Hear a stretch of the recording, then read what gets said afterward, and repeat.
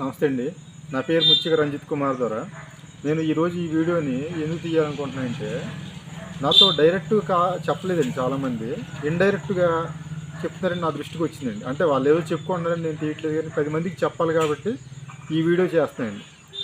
అంటే చాలామంది అన్నారట, నేను ఇన్ని నీతి కబుర్లు చెప్తున్నాను కదా, మంచి వీడియోలు చెప్తున్నాను కదా, మంచి మంచి కబుర్లు.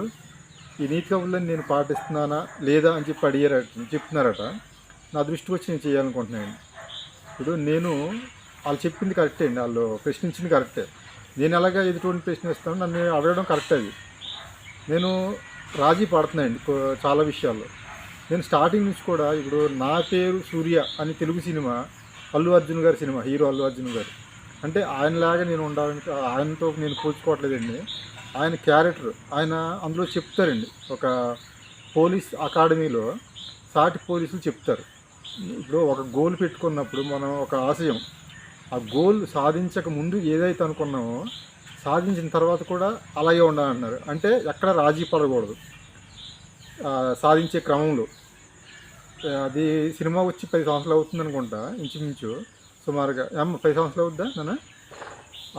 అంటే 10 సంవత్సరాల నుంచి అని కాదు, నేను సినిమా చూసిన తర్వాత కాదు, అంతకు ముందు నుంచి కూడా. అంటే నేను పుట్టినప్పుడు అని చెప్పను, నాకు అవగాహన వచ్చినప్పటి నుంచి కూడా 10 మంచికి మంచి చేయాలని చెప్పి సేవా కార్యక్రమాలు చేస్తున్నాను. అంతవరకు సర్వీస్ చేస్తే పర్లేదు, బాగానే ఉంది. అంటే నా క్యారెక్టర్ నేను ఎక్కడ రాజీ పడ్డానో ఎందుకు చెప్పదలుచున్నాయండి. నేను ప్రశ్నించడం నాకు కొంచెం అలవాటండి. అధికారులైనా ఎవరినైనా, వాళ్ళు కరప్షన్ చేసిన, ముఖ్యంగా అధికారులని అందరూ కాదండి, మరీ చెప్తున్నాను. కొంతమంది ఉద్యోగులు వాళ్ళు కరప్షన్ చేయకపోయినా అవినీతి చేసిన వాళ్ళని వాళ్ళని వెనకేసుకొస్తున్నారండి. నేను ఆధారాలతో సహా అది బయట పెట్టినా సరే వాళ్ళు వెనకేసుకొస్తున్నారు. అది ప్రశ్నించేట క్రమంలో నేను కొన్ని విషయాల్లో రాజీ పడవలసి వస్తుందండి. ప్రశ్నిస్తున్నాం, నెలలు కాదు సంవత్సరాల తరబడి ప్రశ్నిస్తున్నాం, కానీ రాజీ పడవలసి వస్తుందండి. వాళ్ళు చర్యలు తీసుకోరు. ఎక్కడో ఒకటి, ఇప్పుడు ఏదో సినిమాలో చెప్తారు కదా, ఒక సున్నాలో కాకపోతే ఇంకో సున్నాలో కాకపోతే ఇంకో సున్నాలో పడతామని చెప్పి. ఇప్పుడు సున్నాలకు కాకపోతే నేను ప్రతి మనిషికి ఒక వీక్నెస్ ఉంటుందండి. అలాగే నేను రాజీ పడవలసి వస్తుందండి. ఆ రాజీ పడే క్రమం ఎలాంటిదంటే, ఒక్క ఉదాహరణ చెప్తానండి. అంటే ప్రతి వీడియోలో నేను మా నాన్నగారి గురించి చెప్తుంటాను. మా నాన్నగారుకి అప్పుడు టీడీపీలో ఉండేవాళ్ళండి. ఇప్పుడు నారా చంద్రబాబు నాయుడు గారు, అప్పుడు కోటగిరి విద్యాధరరావు గారు దివంగత నేత, ఆయనతో కలిసి ఉండేవాళ్ళండి. ఆ క్రమంలో మంచి లీడర్ కింద, మంచి పోలవరం కాన్స్టిట్యున్సీలో ఆయన చేసేది పంచాయతీ ప్రెసిడెంట్ అయినా కానీ ఆయన ఎమ్మెల్యే, ఎంపీ అంత ఇదిగా ఉండేదండి ఆయన పేరు. అంటే ప్రజల గుండెల్లో అలా ఉండేదండి పబ్లిసిటీ. ఆ రోజుల్లో యూట్యూబ్లు, సోషల్ మీడియా ఏమి రోజుల్లో జనాల గుండెల్లో ఈ రోజుకి, ఆయన చనిపోయి 11 సంవత్సరాలు అవుతున్న సుమారు, ఈ రోజుకి జనాల్లో ప్రతి ఒక్కరు చెప్పుకుని ఉంటారు, ప్రతి ఊర్లో. అలాగా. అంటే ఇది ఎందుకు చెప్తున్నానంటే, మా నాన్నగారు బ్రెయిన్ ఆపరేషన్ జరిగి ఒక 10 సంవత్సరాల క్రితం కొవ్వూరు, అంటే హైదరాబాద్లో మెడ్విన్ హాస్పిటల్లో జరిగిందండి. అక్కడ కొవ్వూరు మా పెదనాన్న గారి ఇంట్లో రెస్ట్ తీసుకునే క్రమంలో కాంగ్రెస్ లీడర్ అండి, ఆయన ఎంపీపీ, ప్రస్తుతానికి ఎంపీపీ గారు, ఆయన వలన ఒక విషయం రాజీ పడవలసి వచ్చిందండి. ఎందుకంటే ఆయన ఫంక్షన్ విషయంలో ఒకటి ఫ్రాడ్ జరిగితే నేను ప్రశ్నించాను. ఆ ప్రశ్నించిన తర్వాత చర్యలు తీసుకోవట్లేదని నేను అలాగే ఇంకా ప్రశ్నిస్తుంటే, అధికారులకి ఫిర్యాదు చేస్తుంటే, వాళ్ళు ఆ ఎంపీపీ గారి దగ్గరికి వెళ్ళి చెప్పడం, ఆ ఎంపీపీ గారు నన్ను చెప్పడం, అదే నాతో అడిగితే నేను చెప్పాను ఇలా జరిగిందండి ఇదే అని. ఆయన మీద గౌరవంతో అది అతనితో విత్డ్రా చేసుకున్నాను, రాజీ అయ్యాను.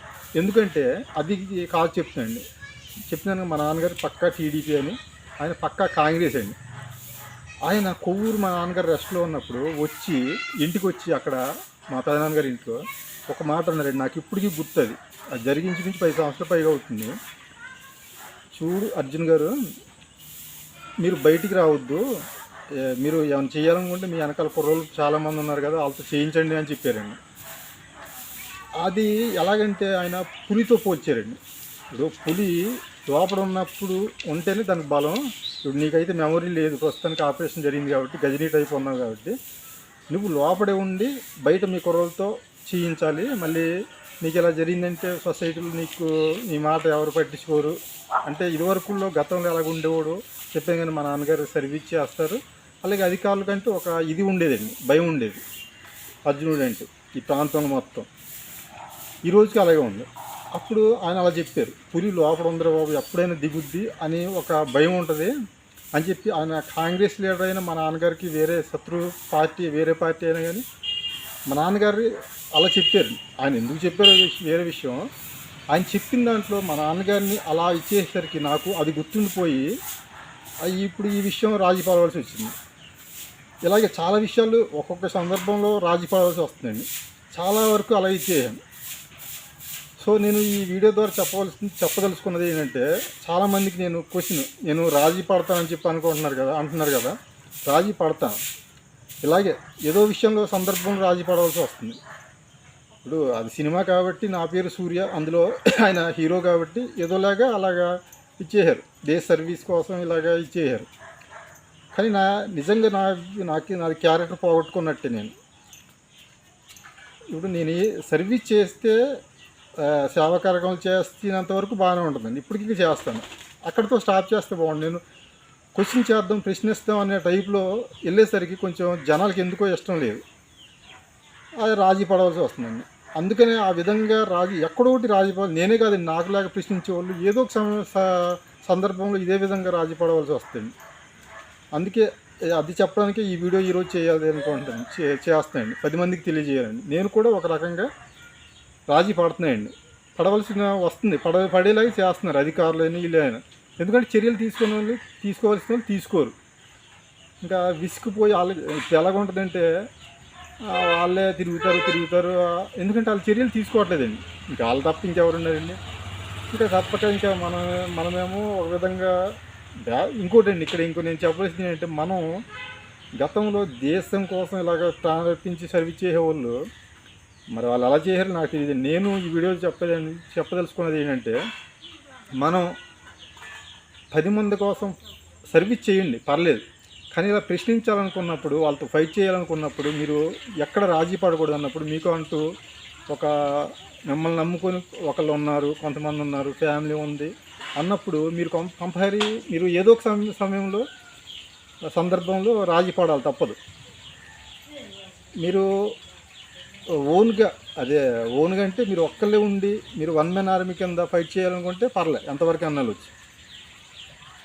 సూటిగా నేను చెప్పాల్సింది ఏంటంటే, నేనైతే ఫస్ట్లో ఉన్నంత వరకే నా వ్యక్తిత్వం నేను పోగొట్టుకున్నట్టే నేను అనుకుంటున్నాను. రాజీ పడుతున్నాను కొన్ని విషయాల్లో. ఆ విధంగా చాలామంది ఉంటారని చెప్పి ఈ వీడియో ద్వారా చెప్తున్నాండి.